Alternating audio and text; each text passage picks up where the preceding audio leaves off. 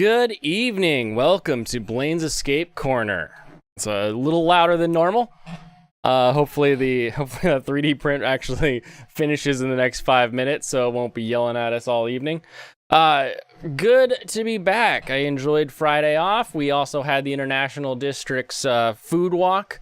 Wonderful to see that back in full swing. Lots of people, lots of vendors, lots of it's a convention outside in the streets of the Chinatown International District in Seattle. It was fantastic, very fun. Really enjoyed being there. Also means I had a 3-day weekend, watched a lot of anime, and I have now seen Bubble. So we will be reviewing the first spring anime that I have completed according to AniList, so that will be fun. I've also got a little interesting article about Ghibli beyond Miyazaki, and hopefully I've got a little bit of intrigue to bring for you on that as well, since I have been to the Studio Ghibli Museum on 2 occasions, so really, really interesting, fun place. Quite excited to talk about that. Yeah, I think that's probably gonna take it out. I got a couple other things if we wanna keep hanging out as the night goes on. But for right now, we're gonna jump into our daily review update. But first, tonight's stream brought to you by Tanuki Sake. So let's get ourselves a nice big glass of that Tanuki Scrote Sake. Yummy, yummy. In my tummy.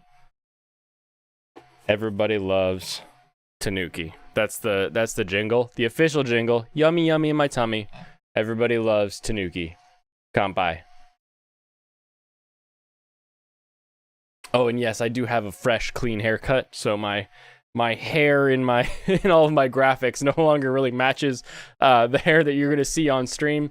Hopefully that doesn't drive you too nuts. And if it does, I'm just going to steal the Fifth Element and take over the world anyway. So it'll be okay, and don't worry about it. As long as I don't press the big red button. Gosh, that really is so annoying. I don't know if you guys can hear it, but it's gonna drive me nuts all evening until it finally stops. It said 5 minutes. You're supposed to be done in 5 minutes. Where are you done?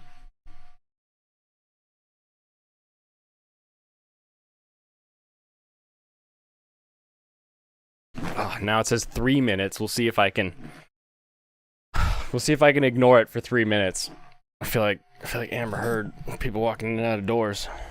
Just annoyed by other noises in the room. Boom, boom, bing, bong, boom. Let's start with Trapped in a Dating Sim, Otome game. As some of you have been following along know, I am watching this one dub because I know the person that is now the lead there, and I'm very excited to see their work in a broader capacity. And a really fun thing about Otome game is that there's so much of the main character's dialogue where they're transitioning from like the mob character that they're kind of playing for the school. They're changing to their internal monologue that's much more rough and kind of fun. So it's enjoyable overall as far as a dub goes.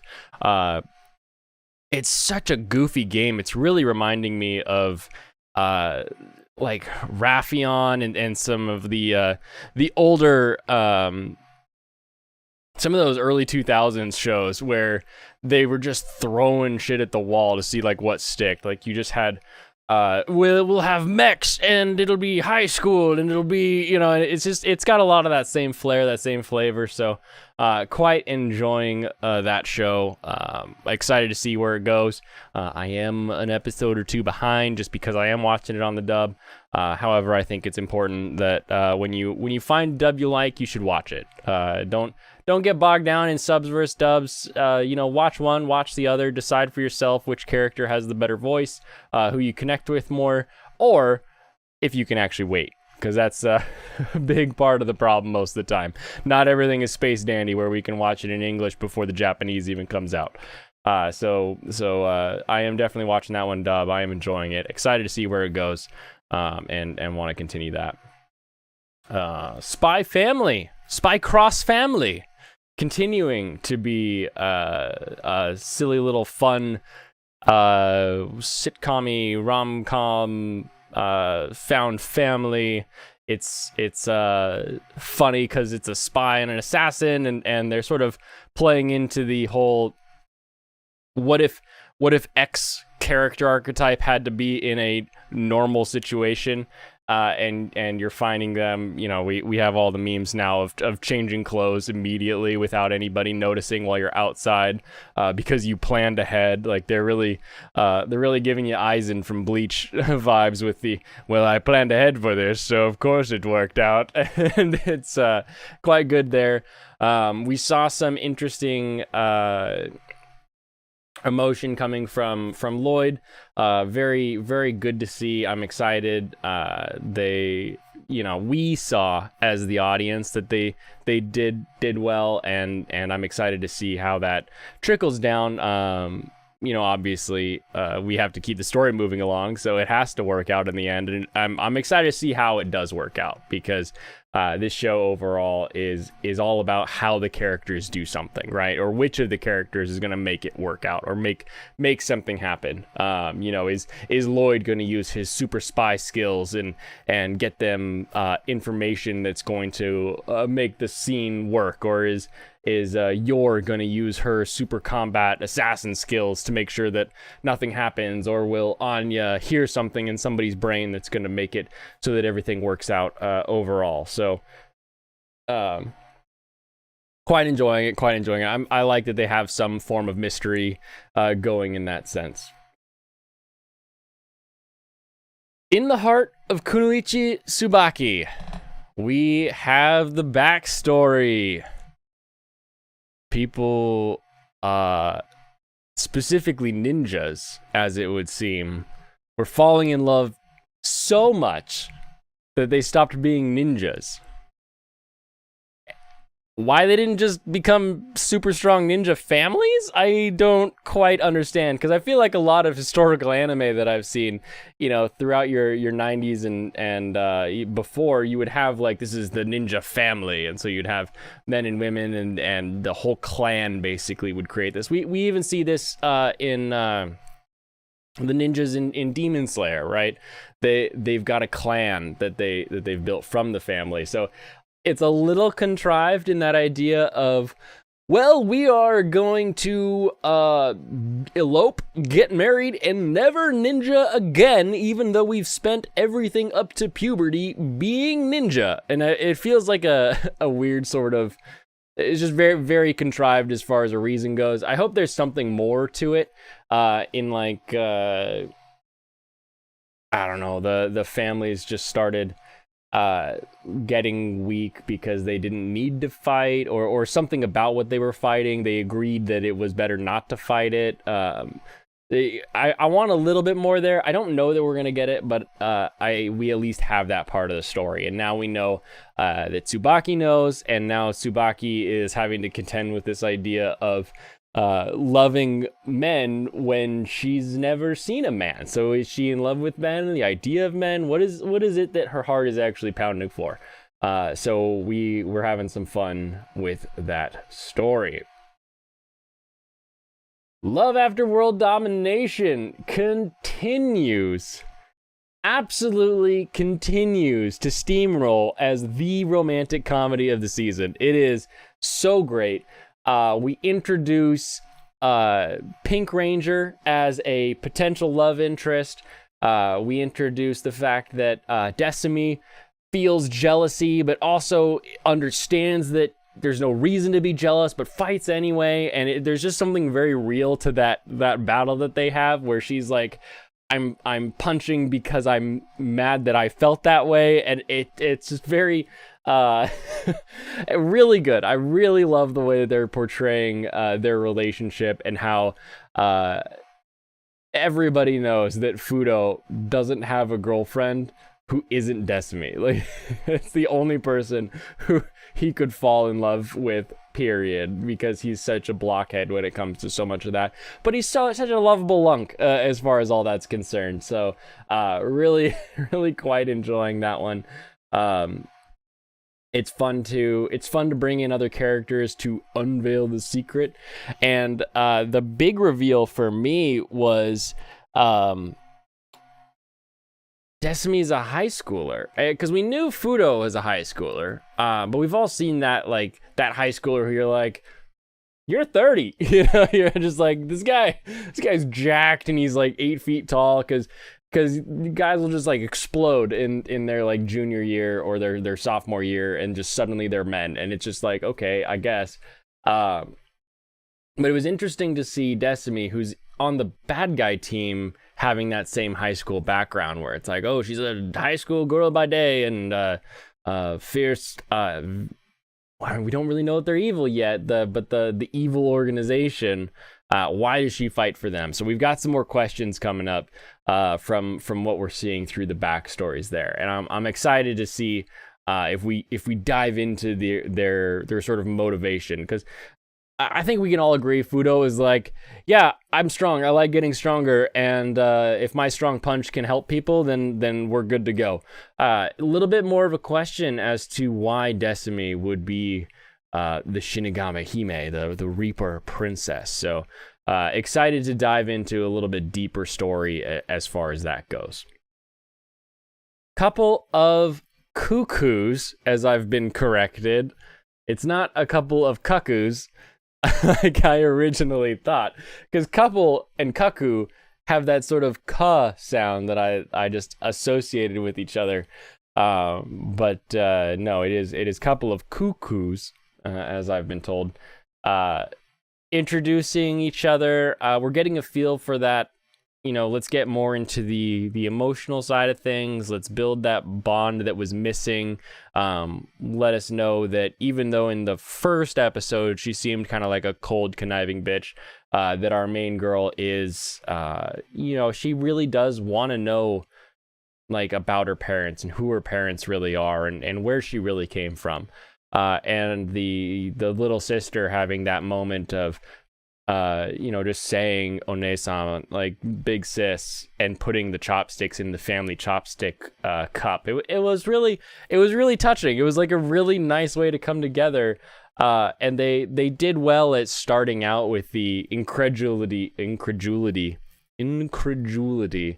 of her seeing the house that they live in, and sort of, ooh, is this it? Is this not your doghouse, sort of thing? So we get to see how both sides live, an idea for what their life would have been like had it not been for the switch at the beginning, and the humor of our main boy's imagination, thinking about, oh, she's probably going to be mad at mom and dad, and they're all delinquents, and they're going to fight like delinquents, and we get to see the dad do the, yeah, it's so good. He gets the growl in the throat. That's the real one. What's up, Michael? How are you doing tonight? Yes, a couple of cuckoos was great. And it's done. Hold on, I gotta go turn this off because now its fan is gonna drive me nuts.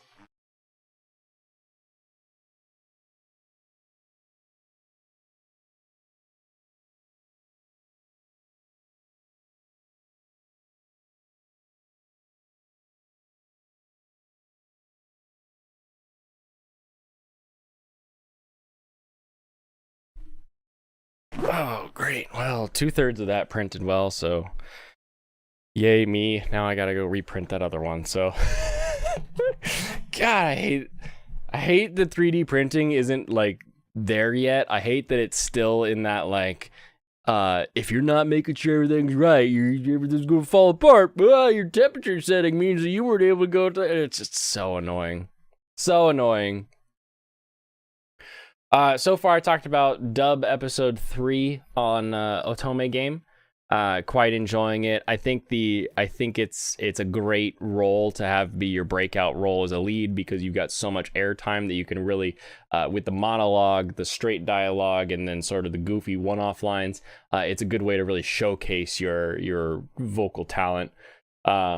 We talked about Spycross Family, how the found family is becoming more and more interesting, with the question of in any given situation, who's going to be the one that solves the problem, and how are they going to do it? Because it's fun to see, assassins do assassin-y things, spies do spy things, and telepaths do telepath things. And it's just a question of who gets to solve each problem.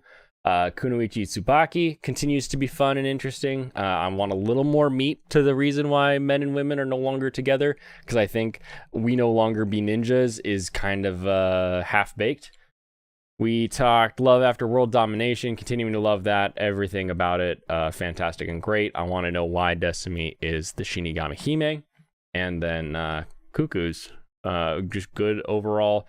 Good way to build some character as far as, let's see what their lifestyles are both like and how they compare. And then to actually see main girl have those thoughts of like, I just want to know what my parents are like, as well as that moment where the little sister says, big sis, One-san, and puts the chopsticks in the family chopstick cup.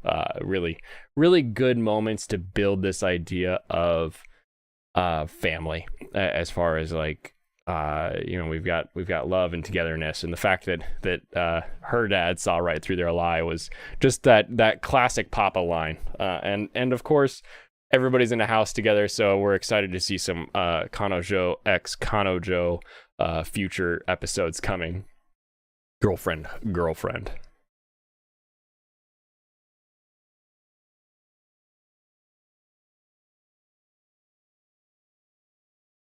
No, you did not. You did not miss Shikimori yet. Stayed alive. I've now seen a few episodes of the first season, and it's a weird one. It's a weird one. I can see why there's such a cult following behind it. I'm excited to get to the point where we introduce more characters, just because I feel like that's classic anime of that time period of just like everybody picks a team and everybody's on that team until the anime never ends, and then you can be on that team forever because you're never told that person ends up with this person. So really fun there. Shikimori 4. I am losing hair. That's what happens when you get a haircut. It all falls out anyway. So you're like, well, why'd I cut you? Or you just fall out anyway.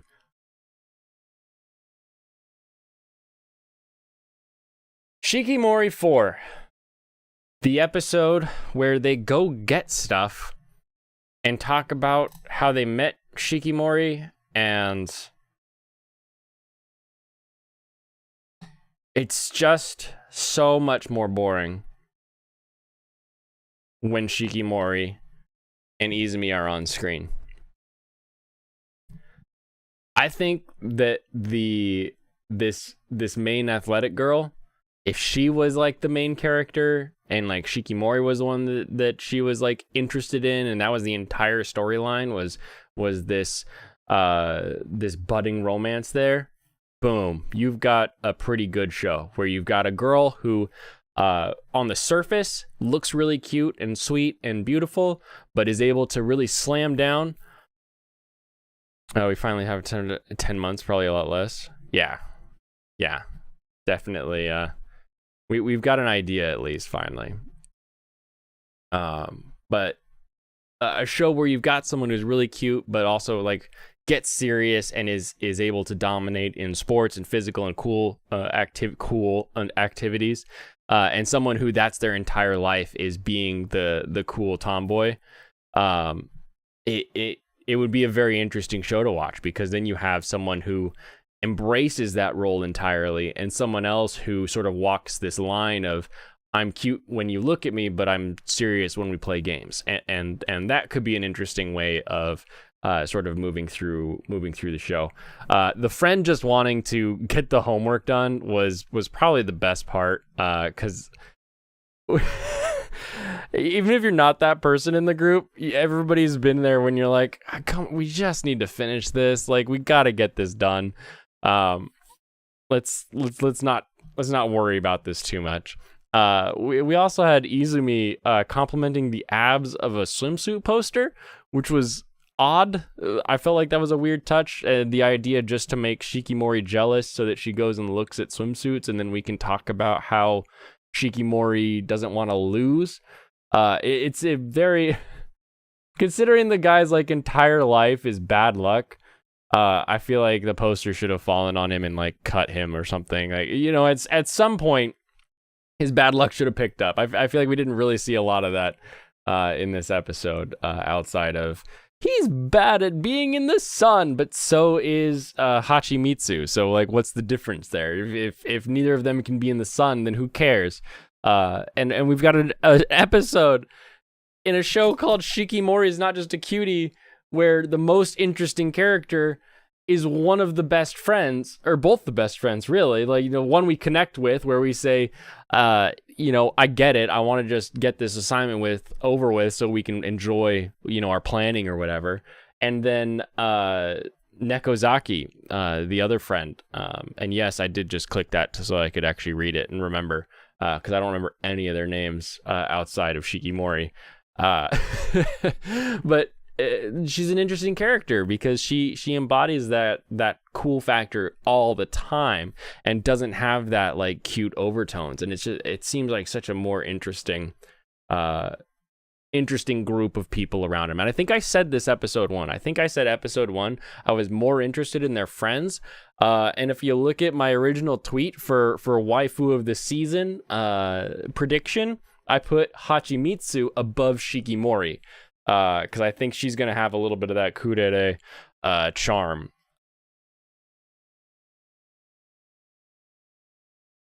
Exciting announcement, though. I have a good friend that I have made on the internet that is a counselor, is a psych-minded person, has the prerequisite to look at someone and say things like, I foresee a class 2 BPD, you know, whatever they want to say, so that we can get a little deeper into this idea of the parasitic psychosomatic relationship that Shikimori and Izumi have.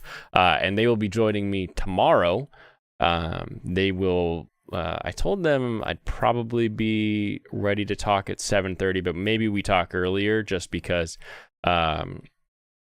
I can get through reviews faster than that, but they will be on tomorrow and we can talk about, you can't forget Izumi because he keeps being compared to Izumi.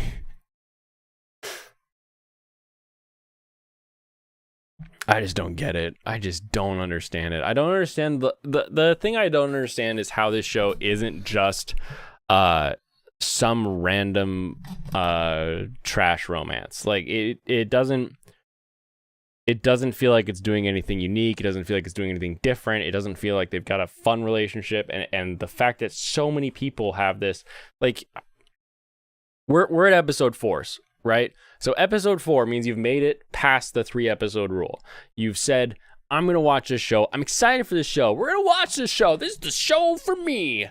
So people are putting out their, you know, their action of the season, their romance of the season, their all this kind of stuff. And so many people, maybe it's the algorithm that's like, you know what, that guy really does seems to like Shikimori. It's in like all his hashtags. Maybe that's what he wants to see in Google and Twitter, and everybody's like, oh, let's just feed him more Shikimori stuff. So everybody in my timeline is just like, Shikimori's my romance of the season. Shikimori's my romance of the season. They got that sweet boy energy, and I'm just like, no! How is this your romance of the season when we have love after world domination? How? I don't understand it. Like, how does it get more, like, you want to take someone, even the same premise of, like, they're really cute, but they do things that make them cool. Desumi is keeping up with Fudo at the gym, and all the gym bros are like, whoa, look at her go, like, you know, and it's this thing where she's very feminine character, very beautiful character that's doing masculine, manly things, like working out, and she knows about fighting and all this other stuff. Like, it's, I don't understand. The only guy I know who still watches this show is one who just likes pink-haired anime girls. Interesting. A Ram fan is what you're telling me. A yandere lover. Because if they got pink hair in anime, they're gonna be a yandere at some point. That's just the rules. Those are the rules. I don't make them up. I don't I don't write the rules. I just tell you what the rules, you know, what you should follow as far as they go. I can't believe that. Hold on. Pink-haired anime character. I just typed in pink-haired and it just filled out with pink-haired anime characters. 02 fan. 02 at least had intrigue where you're like, what are you? Why do people die who meet you? Like, why does that happen? You know, you had that interesting plot of like, well, you know, she's got to be something. That was a fun train wreck. That was Trigger at their bestest. And then Promare came out and we're like, oh, hey, we can get even better. He compliments me well because of an unhealthy hatred for pink-haired anime characters. Ooh, who's your most hated pink-haired anime character? I honestly, other than like Ram, because Ram and Ram are blue and pink, and they're the Aoni and the Akaoni, so like they have the red and blue thing going on.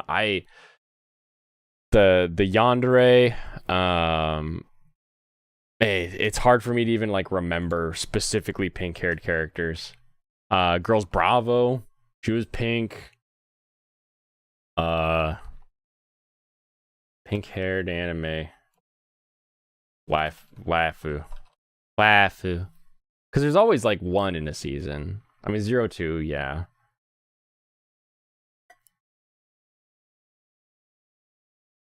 Shu.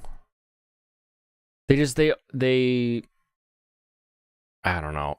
If your thing is the hair color, I think you got something else going on. Aesthetics of a rogue hero. I will say the pink-haired girl in Chivalry of a Failed Knight was a pretty fun character, but that show is all about how they hate each other and then learn to love each other. So it's like it's good. It's good the way that they sort of like mix it up there.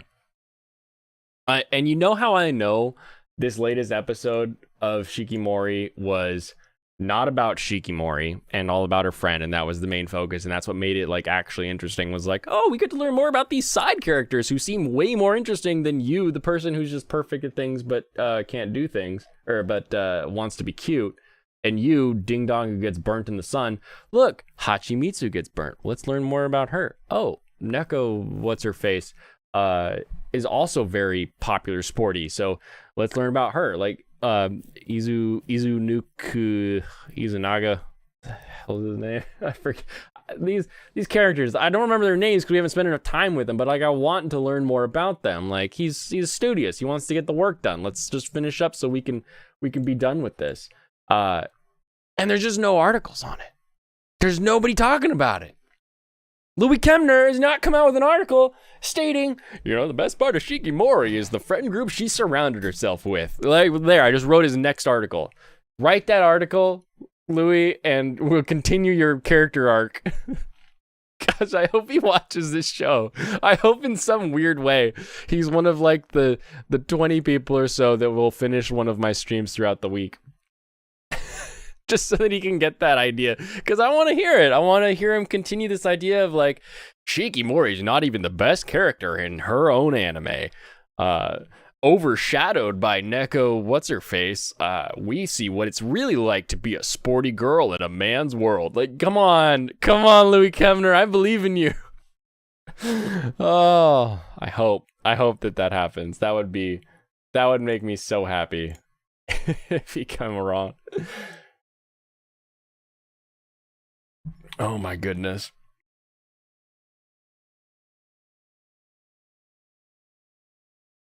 Alrighty. Do we want to talk about Bubble? Do we want to do that next? Or do we want to talk about Love After World Domination a little more?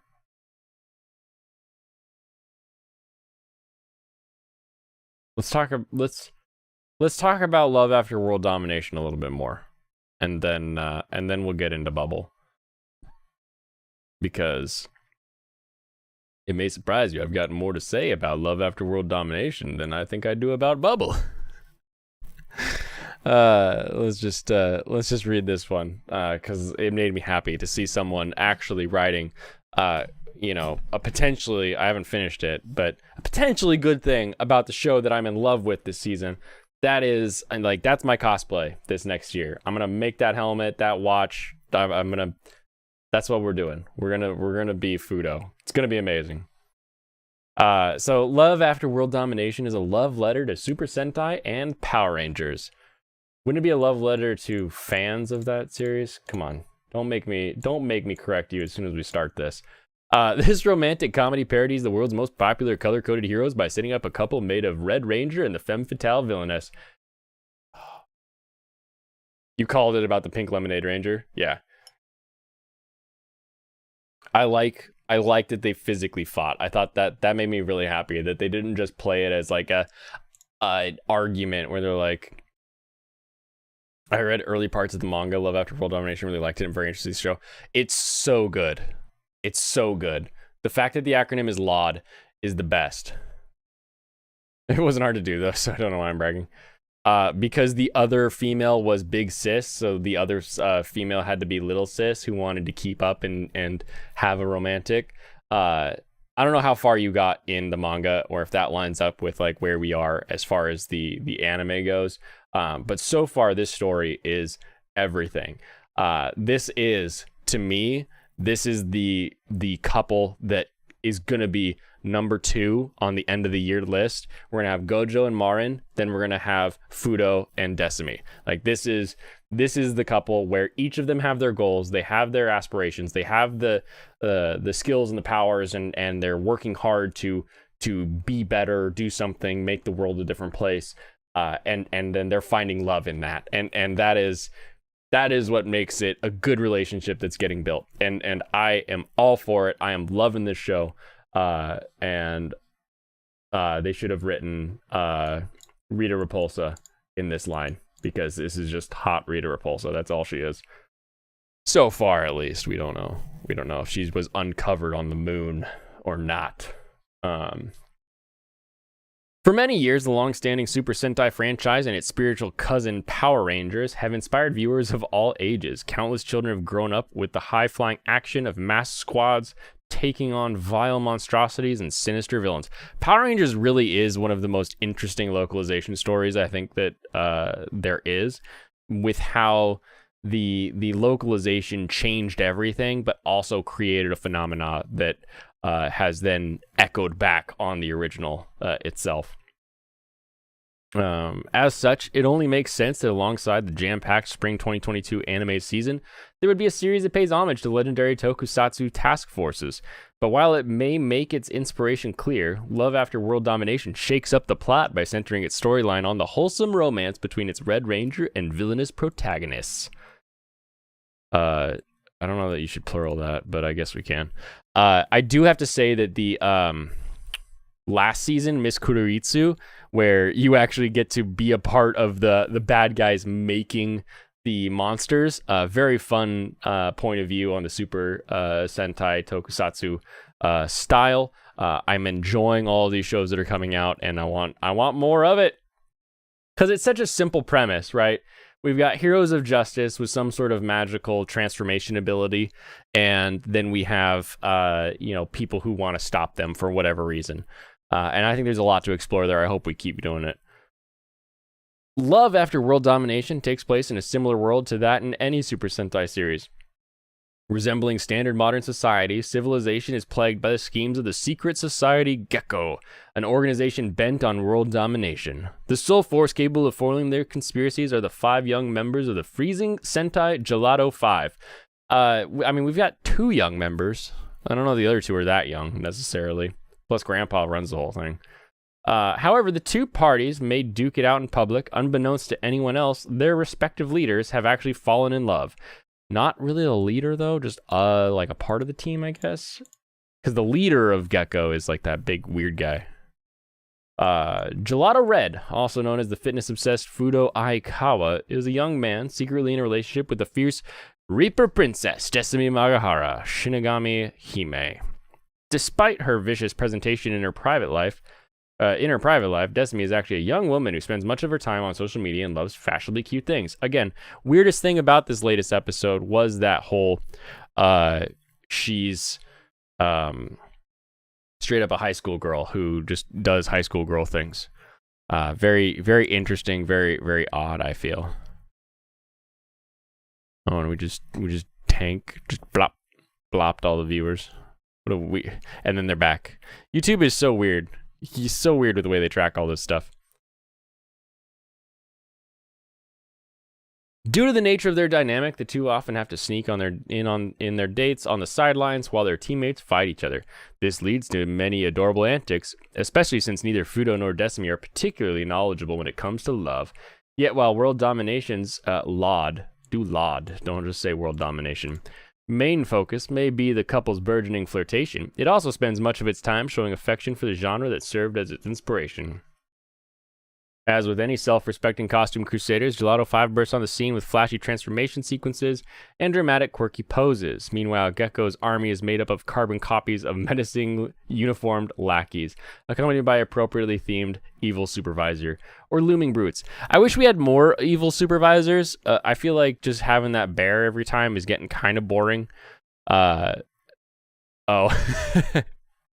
But it wasn't just you, Michael. It wasn't just you. It went straight to zeros across the board, in everything, including like past views. So it's like, well, YouTube's gone, but then it came back and everything's fine. So we're all good. We're all good here.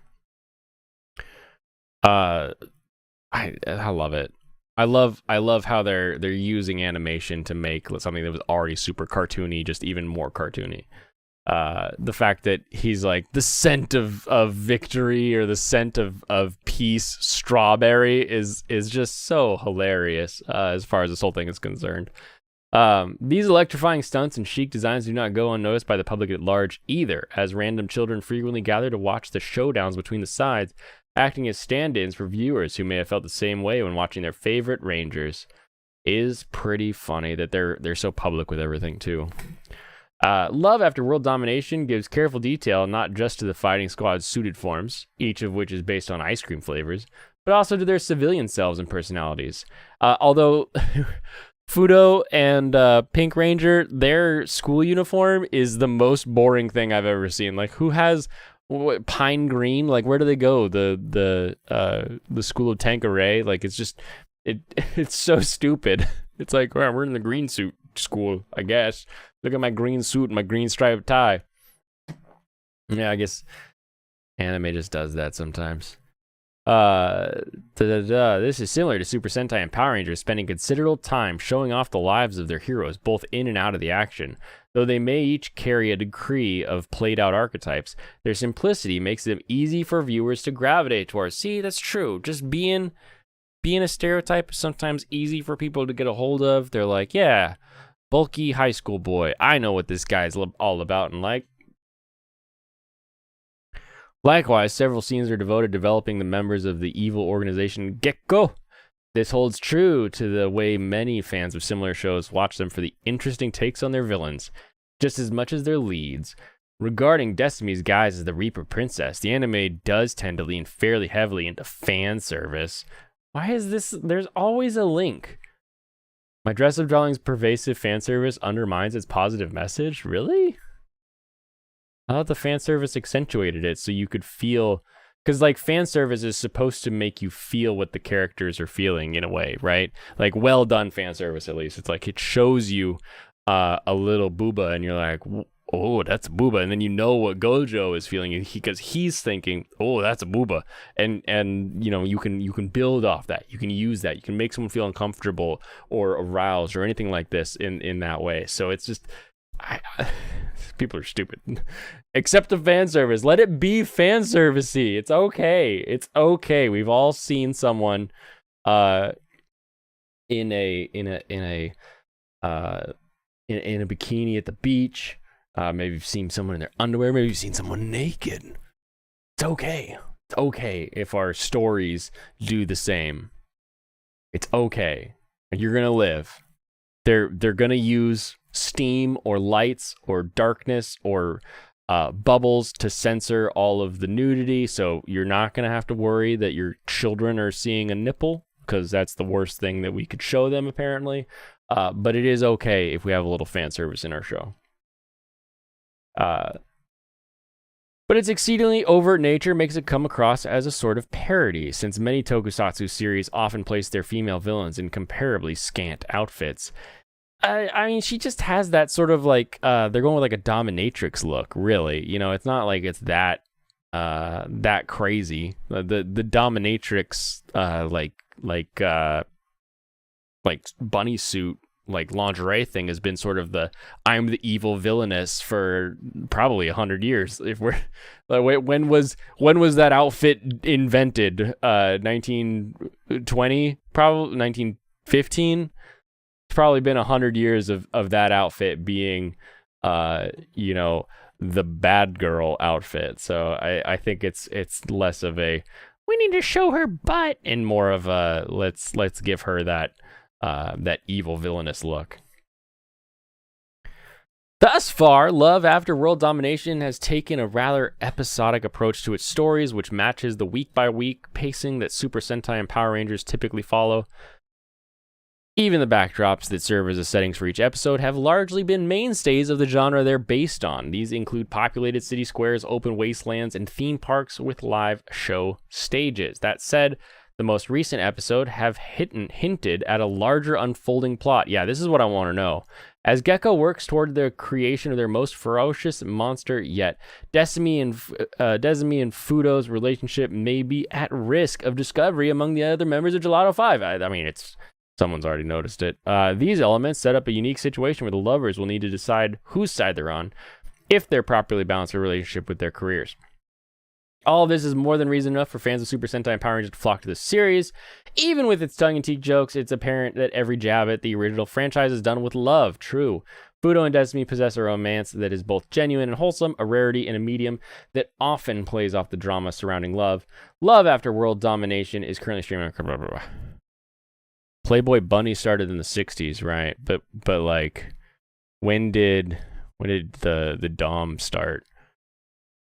Maybe it goes to like Betty Page. Maybe that's sort of the first whips and chains bad girl that sort of set that standard. Even so, it'd be over 60 years that we've had that as like the standard for bad girl. Two skeleton main characters are different. Wait, hold on. Where did you find that? Or did you find a new one? Did you see that on this page? I want to know who, why skeleton? Okay, there we go. Related. I found it. I've got the eyeballs. I want to read this one too. I want to know also who puts these links in, because I swear we read these and sometimes it's like, these two characters enjoyed a walk on the beach, and it just like keeps going about blah blah blah, and like walk on the beach is the link, and it's a link to like why water episodes are the worst episodes of every anime. It's just so weird. How can you think this? How could you really honestly make this connection that when you're talking about a guy and a girl who are learning to love each other and build their relationship, and they're getting into that little bit of sexual tension that comes with that period in your life, that having sexual tension and the fan service undermines a positive message, because like it accentuates the message. The fact that Gojo never gets used to seeing her in a swimsuit and has trouble measuring her and all this stuff just adds to his character as that kind of nerdy recluse who has only been focused on these dolls for so long that he really doesn't know how to interact with another person, and he just can't handle it, right? And so it builds his character. Oh, there is a gnat in this room. Oh no. Oh I missed it. I would not have liked to hit it though, so I guess that's okay. Let's learn about this first. Christy Gibbs. Christy Gibbs. Ultimately, My Dress Up Darling's empowering themes take a back seat to its fan service, and it would be dishonest to pretend otherwise. They're the top couple of winter. Every poll that's ever made. People are comparing new shows that they say are great to this show. Oh my goodness. Winter 2022. Wow, we are doing a throwback Thursday already. Is now in full swing, and one of the new currently airing shows is My Dress Up Darling. Sono Bisquedal wa koi wo suru. It must help in Google metrics. I wonder how many clicks they get on it from people wondering why there's only me. This is the clicks they get, is me every night going, what could you link right now? But 100% it's for the robots and everything. Imagine keeping his reactions to toning down the sexuality that caused him. He'd look like a freak going nuts over her eyes. Yeah, and also she would look like just another boring person. The fact that she's comfortable being in a swimsuit, that she's excited by cosplay and the dress up and the upskirt and all that other stuff, plays to her character, that she's okay with this. But she has a lines. She has places that don't get crossed. And when he's measuring her inseam, we see that for the first time of like, I'm thought I was about this, but I feel like I'm not anymore, you know, and we get that sort of dynamic to her character. So, yeah, the winter 2022 season, as someone who would otherwise be a force for the message. Oh, which has received plenty of positive buzz for its enthusiastic depiction of sewing and cosplay, specifically anime and game character cosplay. I mean, do you call it cosplay if it's not anime and game characters? Like, do we really say like cosplay if it's just like a TV show, like of humans? I don't, but you can. I call it costumes if it's already a person. However, My Dress Up Darling is not necessarily the wholesome anime. They're getting it from me again. Sasaki and Miyano is the wholesome BL romance that fans need. Why is this the link?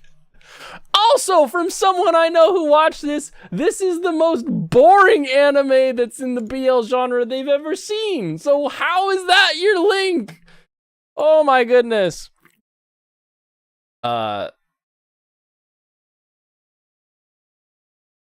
The Your Line April one. That some viewers would like it to be. Despite delivering on several well-intentioned messages, the series' points are consistently undercut by its persistent and none too subtle fan service, which unfortunately also weakens the female lead's characterization as someone who would otherwise be progressive force for change. We have to change. She can't be pretty. I don't like that she's attractive.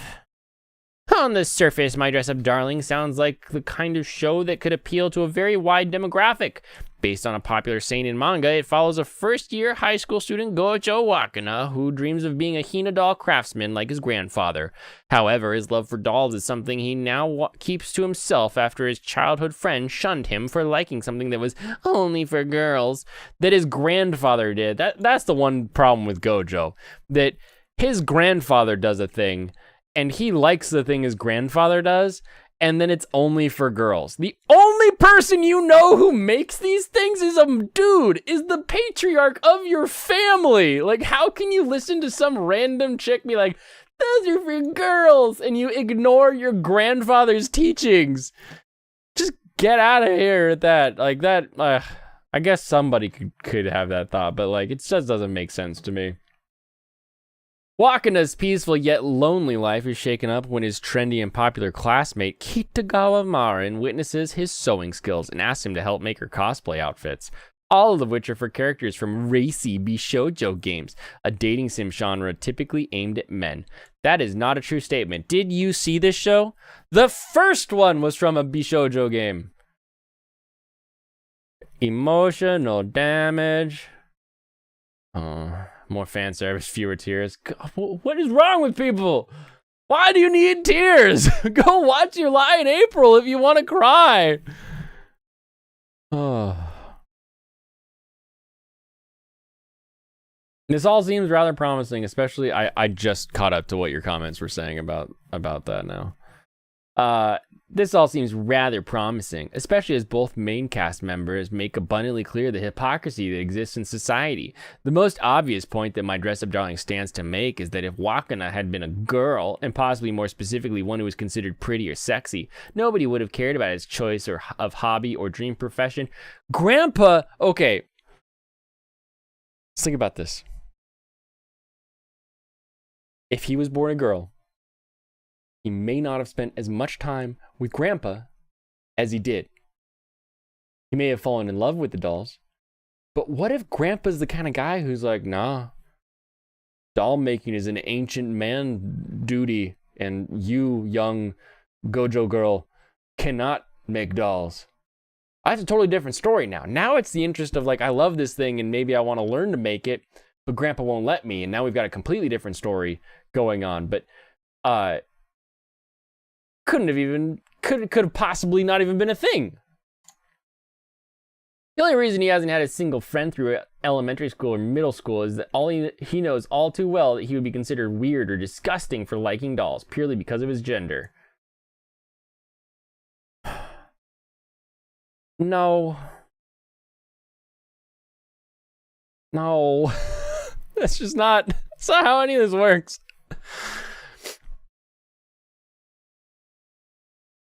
He did the hikikomori neat thing where he has one bad interaction and fully recluses into himself and never tries to step out past that for fear of being hurt. It has nothing really to do with him liking the dolls, even though that's what we focus on for the show. But those kind of people that have something that they want to do and that hurts them, but they're not strong enough to tell anybody else about it, will just suck into themselves and move away from community and just focus on whatever it is that they like or want to pursue, so they don't have to get hurt. It's a little more common if you're prone to fragility.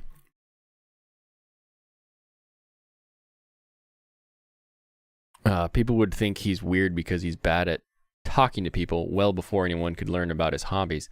Did you not think that maybe he's bad at talking to people because he is concerned about the gender that he has and when he talks to them, and that when he speaks, he is always thinking that maybe he should have been a girl? Who writes this crap? Conversely, Marin is outgoing, fashion-forward, and popular. She doesn't care about who knows about her hobby, so going so far as to yell at boys who attempt to flirt with her if they disrespect it, or the anime/gaming characters she loves. She's also fully aware of gender discrimination that goes on when it comes to people's interests, making her non-judgmental and therefore very sympathetic person. No. We are specifically given a scene where somebody makes fun of her hobby, of her passion, of her love. We are shown that she has dealt with people teasing her because she likes anime or video games or anything in that sort of otaku nerd culture.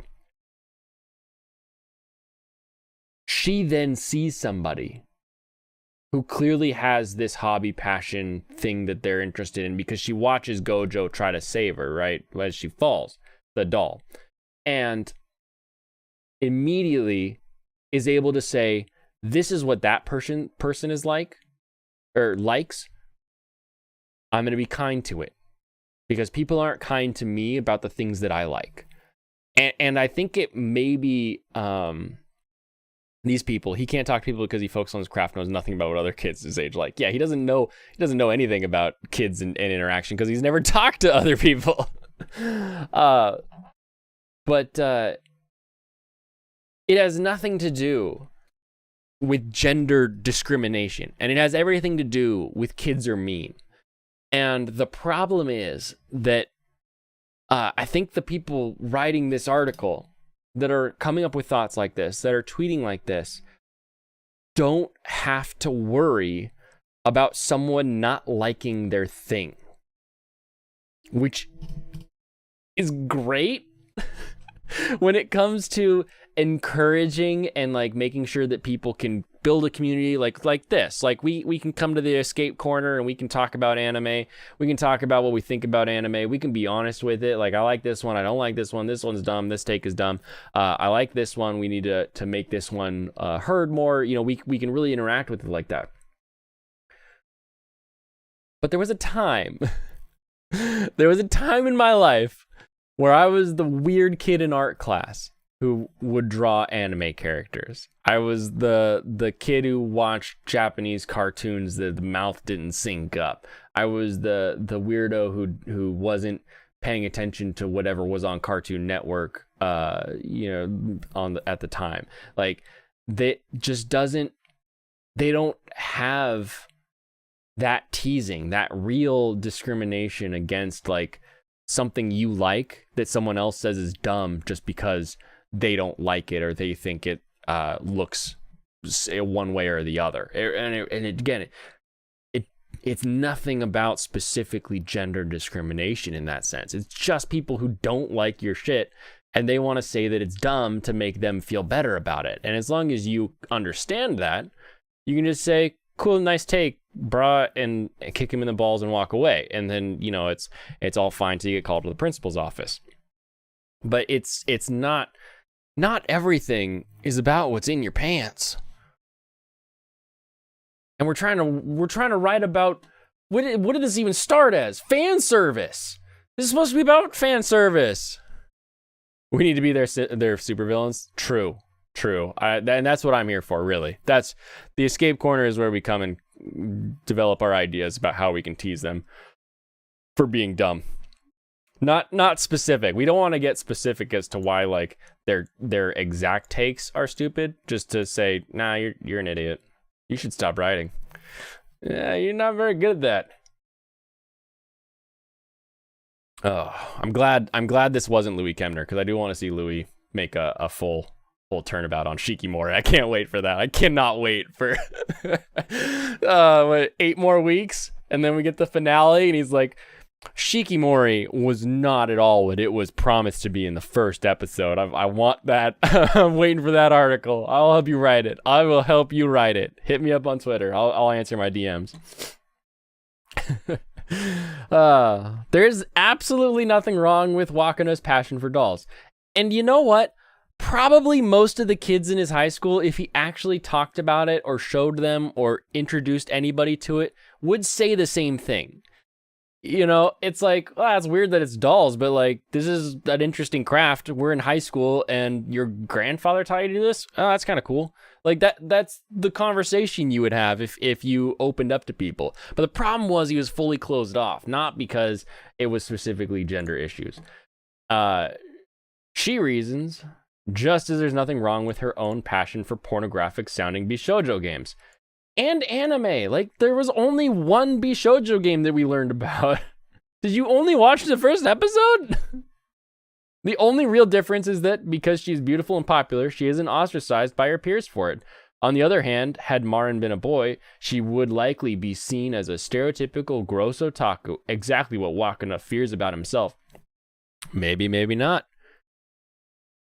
It's all about, yeah, exactly. Could he talk to people normally? If we take Marin, her entire personality, her passions and everything, and just put a penis in her pants, she could be just as popular and just be excited about the new show, this, that, the other thing. Maybe she gets teased because of, being too into, like, porny games, but at the same time, you'd be like, hey, horny high school boy, who cares? It's just not really gross. How Link? Otaku or weeb? The difference between anime fandom's most famous insults? What? They only watched the first impressions video of the first episode.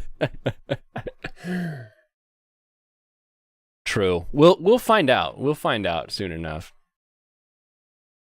Sadly, my dress-up darling immediately undermines these kinds of very real societal double standards by making Marin little more than a constant excuse for an in-your-face fan service. As each minute ticks by, she becomes progressively less an empowered female lead, I have to do it. I'm a freaking robot, man. I see an underline, I have to click it. Like, what are they talking about? What is this one? Strongest manga female leads who don't have anime adaptations yet. Get out of here. Intentionally designed to take away from the actual narrative and instead simply add to the sex appeal of the idealized hot girl otaku. Rewind 10 minutes to when I was saying the whole point of the fan service is to give you the same idea that Gojo is interacting with someone beautiful and that he doesn't know how to say anything. And when he's introduced to that sort of beauty and that sort of outgoingness, that he has no idea what to do and how to interact with it. Oh my goodness. For every encouraging and supportive line about how there should be no correlation between gender and pastime. What line? What line? There are countless more shots of Marin's cleavage, thighs, or mouth, the camera zooming inexorably in to display her bust, bottom, crotch, and underwear from every conceivable angle. You know what? This is a true sentence because this line doesn't happen. Nobody says that in this show. And what this take, you know what the problem is? This person had a take and they wanted to have this take have an article that could actually get read and get clicks and get someone interested in looking at it. So they used the most popular show. This line would apply perfectly to Akabe's sailor uniform. Akabe's sailor uniform has a camera that lingers on hand touching and holding. It has a camera that lingers on a girl putting on her outfit. But because the story overall is about a girl at a school becoming popular because she's unique, nobody cares about it. They're like, yeah, we've seen it, whatever. Even though Wit Studio is like, was it Wit? I thought it was Wit. Put so much artistic effort into some of these still shots and some of these animations and everything like that. That's the show where you could be like, for every time this show says she's strong and powerful and gets friends because she's interesting, it really focuses on how she holds hands with her friends for a little too long. Like there you go. There you can have your take. You just have to pick the right show, you weirdo. The true intentions of the series is clear. First and foremost, Marin is a convenient vehicle through which My Dress Up Darling can titillate its viewers, significantly cheapening both her character and her message. Well, there is, of course, an argument to be made that fan service... Okay, come on. Come on. There's an argument to be made that fan service is not in itself inherently bad, and that My Dress Up Darling need not be singled out for it. The ethical implications of a seinen manga-based title so blatantly and unapologetically sexualizing a 15 or a 16-year-old girl notwithstanding. However, purely in terms of storytelling, the show's other themes take a back seat to its fan service, and it would be dishonest to pretend otherwise. If you think that the theme of Dress Up Darling is it's okay to be to enjoy a skill or a hobby that is typically enjoyed by the opposite gender, then sure. However, I watched Dress Up Darling to see two people who had their individual goals and excitements and things and passions that they wanted to do, learn to love each other, and come together to create a relationship and their individual hobbies better. Gojo gets better at doll making. Marin gets to dress up and actually do photo shoots and sort of build her online presence and meet her heroes. Like they both get to be better at what they're doing individually. And the fan service, whatever you want to say about, oh, she's 15 or 16, so is Gojo. And the whole point is to show him reacting to her physically because they're high schoolers. And that's what you do when you're in high school. You're like, oh, I like booba. They're booba. I don't know how to touch booba. And that's... That's how it happens at first. And so you're supposed to see that. The fan service is supposed to bring us into that realm.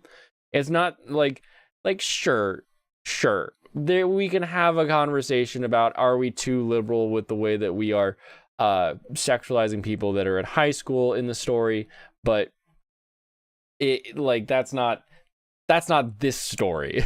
she's not going out with some guy who's like 40, you know. I'm a man, I'm 40.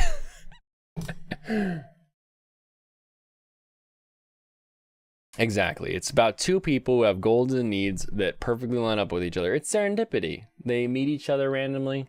They also are working together sort of randomly. Oh, this is a 2-year-old article. They linked to a 2-year-old article. When fan service is actually just good writing. Exactly. When it's good character building. What? Oh, this is going back to... It literally is just defining otaku and weeb. Stupid.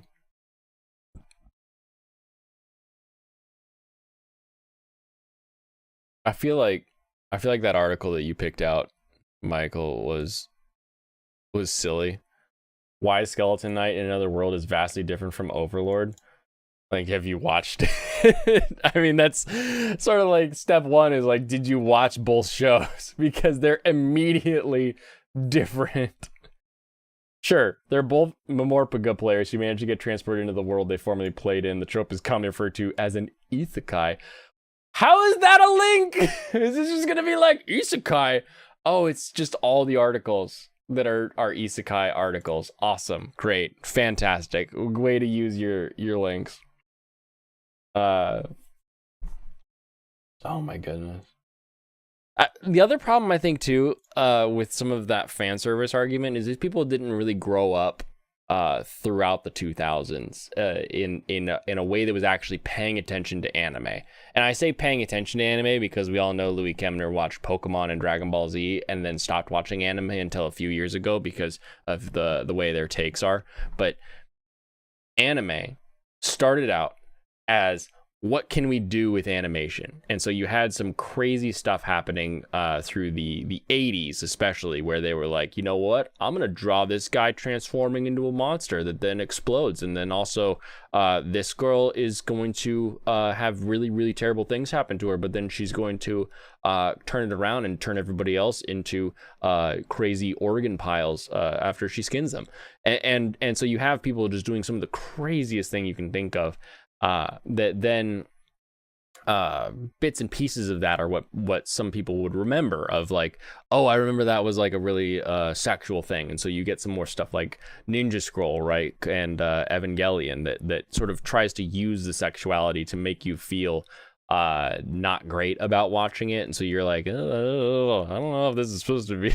And then you have other shows that, like Utena, that use the sexuality as like a, here, you should watch this because of it. And then the 2000s came around. And in 2000, they realized that all they had to do was give a girl a skirt so short that you could see her panties from any angle, and people would buy it up.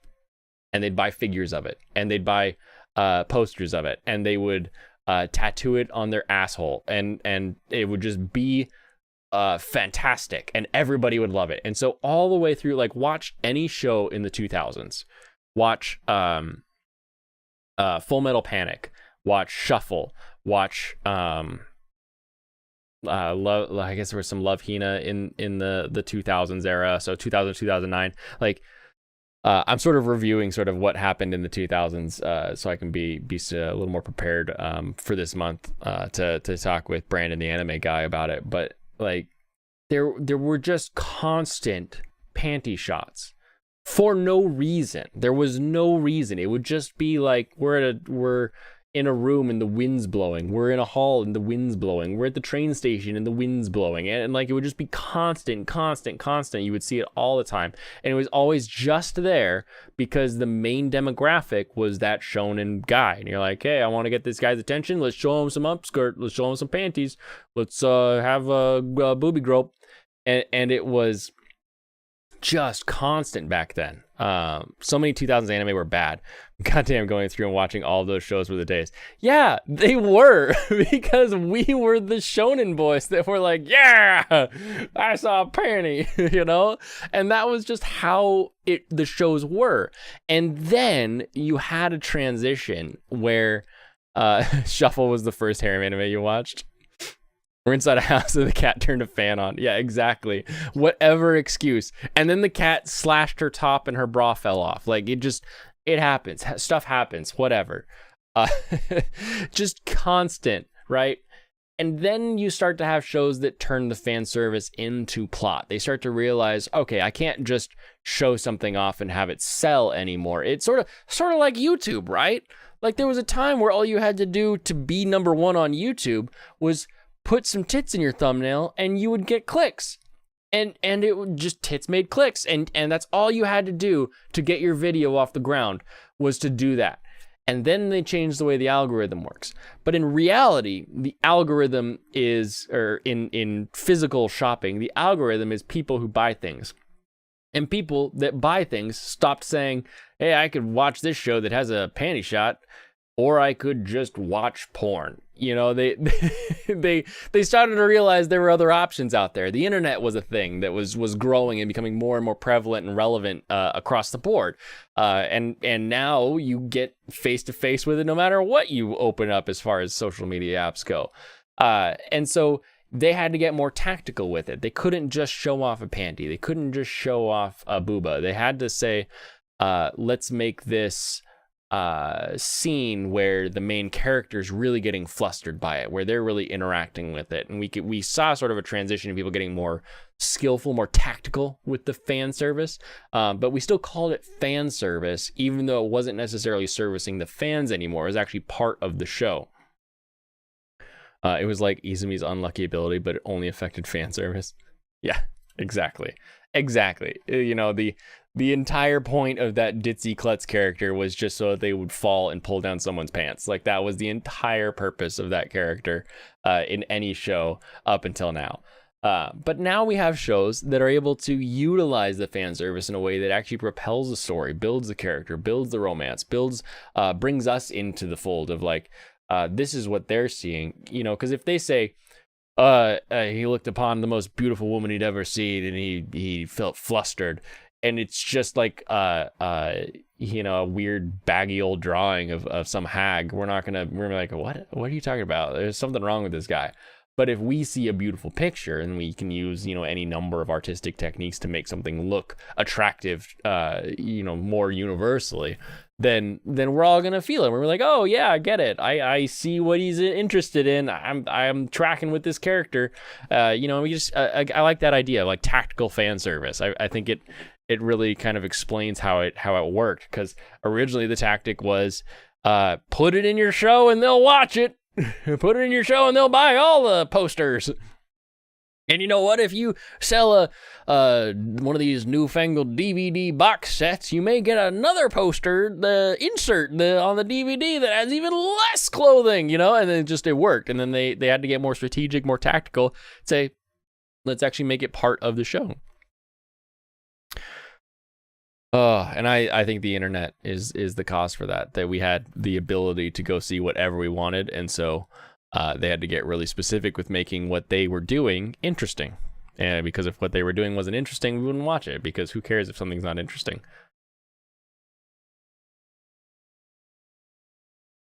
I'm not going to read this article about Skeleton Knight in Another World. I just want to tell you that it literally just says they're different, and here's the way they're different. It's it's literally just stating what's happening in both of the shows. So if you've been watching either of those shows, you know what's in that. Let's talk about Bubble, because Bubble is a show. And let's see what describing a redo of Healer. It's just very tactical, booba. Netflix anime bubble turns post-apocalyptic Tokyo into a colorful playground. Exploring the new movie with director Tetsuo Araki. I saw Bubble. I watched Bubble. I don't pay for Netflix, but everybody has Netflix, right? So we watched it with my sister, actually, at her place. And it was so boring.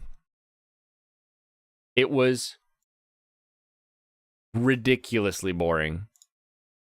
I can't believe that a show can look that good and be that boring. There was one article that said, I don't know how they made what did it say? I don't know how they made parkour teens post-apocalyptic boring, but they did, and it was. And part of that is there really felt like there were never any stakes. They had their like parkour battle mission things, but no one was getting hurt, no one was getting injured, no one was even getting close to interesting as far as like the way that they would do anything. Oh wow, Netflix anime movies boring, color my hair pink. But they got Tetsuo Araki. You know, Araki, the guy that can adapt anything. He adapted Attack on Titan. Everybody loves Attack on Titan. He adapted High School of the Dead. He adapted Death Note. Everybody loves Death Note, and you saw what Netflix did to Death Note. How could Netflix have an original that was boring? How could Tetsuo Araki be boring? Oh, maybe because he's good at taking things from the page and putting it to the film or the screen or the TV show. But when it comes to coming up with his own ideas, he doesn't have any. And so he's able to come up with beautiful set pieces and great ideas that are like, all right, so what if bubbles descend upon the world and this is great event and they create this bubble world in Tokyo and then everybody has to leave Tokyo because the bubbles, and then the bubbles flood the world and it's post-apocalyptic, but it's not fully apocalyptic, so kids can go in there and like they can do parkour because the bubbles are still around and you can bounce off bubbles, but there's only one guy who can bounce off bubbles, and it's because he's got his crazy hearing problem where he's got like crazy inner ear going on, and that's the show. And they're like, all right, cool, what's the compelling device, what's gonna happen? And he's like, well, what if he wants to love the bubble, and what if the bubble is a little mermaid? And you're like, that sounds interesting, but why would he love the bubble? And they're like, well, because the bubble loves him too, and he can hear the bubble. And it's just, you're like, why? There's nothing interesting about this. And the constant call outs to being Little Mermaid in a show that is essentially Little Mermaid is so annoying. And it's like, oh, but it's the Grim Tales Little Mermaid. It's like, yeah, we all know. If you don't know at this point in your life that the Disney version of everything is the happy-go-lucky, let's have a fun show version of everything, and then in reality, everybody dies in all those shows, then I got a bridge to sell you. Yeah, let's see. So, of course, The Verge thinks it's a colorful apocalyptic playground. All true statements. It's beautiful. It looks great. Looks amazing. So boring. In Bubble, a new anime film on Netflix, for those of you who still have accounts, there are plenty of the typical hallmarks of a dystopic city. The movie takes place in a version of Tokyo that's been almost entirely abandoned, and there are lots of rusted cars, crumbling buildings, and greenery, reclaiming its place amongst the urban sprawl. But there's also a vibrancy to the city, something that was very important to director Tetsuo Araki. We wanted to make it light and colorful because we wanted to present this dystopian landscape almost as a utopia, he tells The Verge. They're literally fighting over resources. There's nothing utopic about it. The reason for the tone might have to do with bubbles. Well, I got to fly. No, I missed it again. Dang it. I almost got him. The Earth is attacked by bubbles! 5 years before the events of the film, mysterious bubbles began to rain down all over the world, and eventually a giant one enveloped the entire city of Tokyo. From there, while the rest of the country went on largely as normal. Yeah, that's the other weird thing, is it appears that like the rest of the world's just fine. Tokyo became mostly abandoned. The only residents are street kids who live on their own and participate in team-based version of parkour where the winner gets supplies like gasoline and ramen. For these kids, the sense of freedom in the city is almost like a utopia. Also, it's technically team-based, but there's nothing really teamy about it other than the fact that you got multiple people trying to do the same thing. That if any of them work, it'll be yours. It's certainly a unique premise and one that's also used to tell a coming-of-age story that pulls liberally from The Little Mermaid, like literally pulling the book The Little Mermaid off of the shelf and saying, oh man, she's gonna devolve into foam. Oh. According to Araki, who previously worked on shows like Death Note and Attack on Titan, because those were all his idea, it was the more personal part of the story that came first. It all came from this idea that we wanted to tell a coming-of-age love story, he explains. This was through conversations that I was having with my producer, Genki Kawamura. From there, we decided to use the motif of The Little Mermaid, and after that came Gen Urobuchi, of course known for his sci-fi work, and he joined us as the screenplay writer for this film. Gen the Butcher wrote this. No! No, they got Urobuchi! For those who don't know, Urobuchi is one of the best writers, known as Gen the Butcher. He will write stuff. Let's just talk about his anime. Madoka Magica. Right. Let's take Magical Girls and let's see what happens. Fate Zero. Hey, everybody likes Fate. What if we did Fate, but like pre-Fate? Psychopaths. You know, what if Detective Story, Minority Report? What if Minority Report was better? What if Minority Report was better? Gargantia, you know, they're not all killers. All Noah Zero, not the best, but kind of a fun mecha show. Psychopaths 2, just supervising. Just supervising. Gunslinger Stratos, Rowabi, and then movies. All the Godzillas of late, the animated ones at least. Expelled from Paradise was decent. But man, what happened? What happened again? People stop hurting you, and now you can't write a good story. Are you following Hideaki Anno? Now that you're in a good place, you can't write a compelling narrative anymore.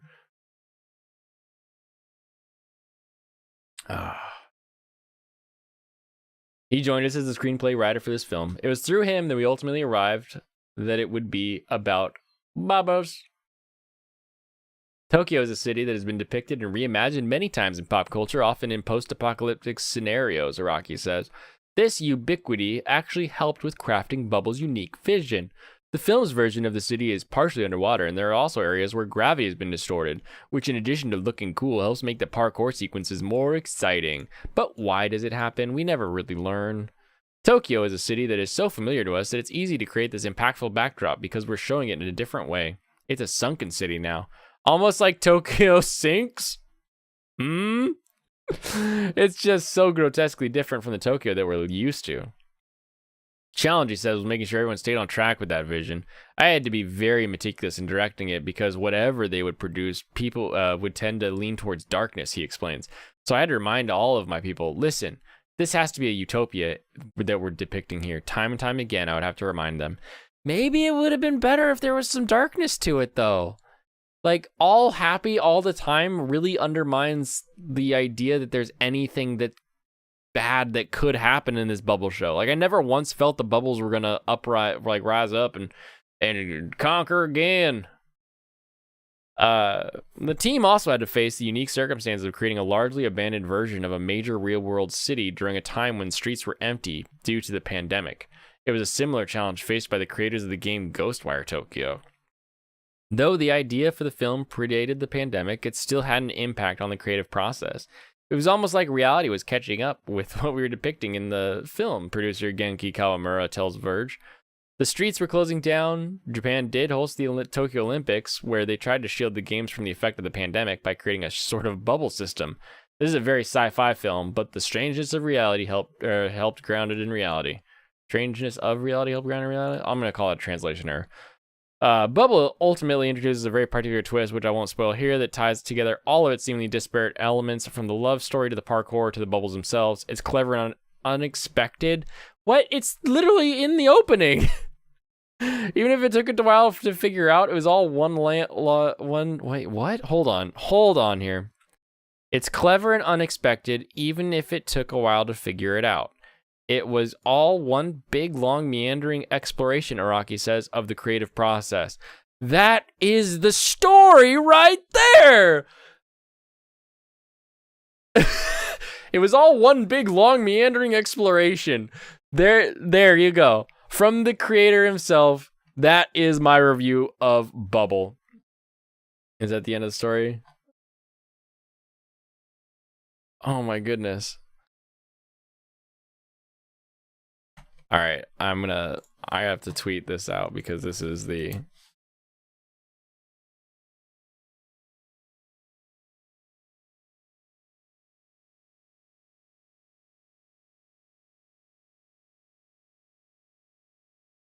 it was all one big long meandering exploration, Rock says, is the best review of Bubble I can think of. Oh my goodness. It was so boring, and it didn't have to be. Like, that's the thing. Like, it didn't have to be. You have this idea of some sort of supernatural thing that is coming down and changing the way reality works, and that for some reason, love between these two people can make it change. Like, we've seen that story plenty of times. We can make it interesting. We've seen it be interesting. When all you have is interesting animation of people flipping around in an interesting looking setting, you just don't have a good show overall. It was just so boring overall. And they didn't have to be boring. It didn't have to be. You even, like, you look at this. Disappointing Bubble manages to bring boredom to post-apocalyptic anime parkour.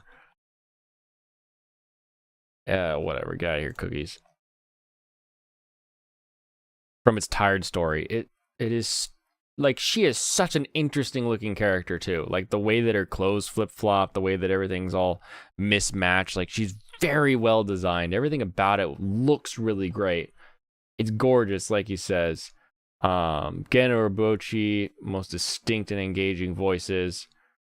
Get to the parkour. They race against each other in Tokyo Battlecore. They even call it Battlecore, but nobody fights. Does this get things turning? I'm just gonna quickly do this one.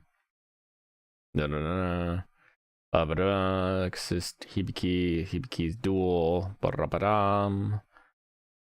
Yes, it looks great. Promotional video. Rocky says project began when he approached Genki. He did that.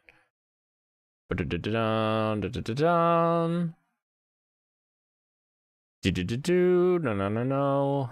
Sports anime focusing group orphans. Which, if it was a sports anime, it would have been better. If they had just focused on the sports aspect of it and made it just about that, and not so much about the love. You didn't really get into... Oh, well, that one doesn't really get into, like, specifically why it's so boring. But there's just no stakes. That's the biggest issue. There's no apparent stakes. There's nothing that says that the bubble is going to explode or kill people or do anything interesting or weird or dynamic. There's only when these people start to poke the bubble that it something sort of starts to happen. And I don't want to get too spoilery with everything, but like there's no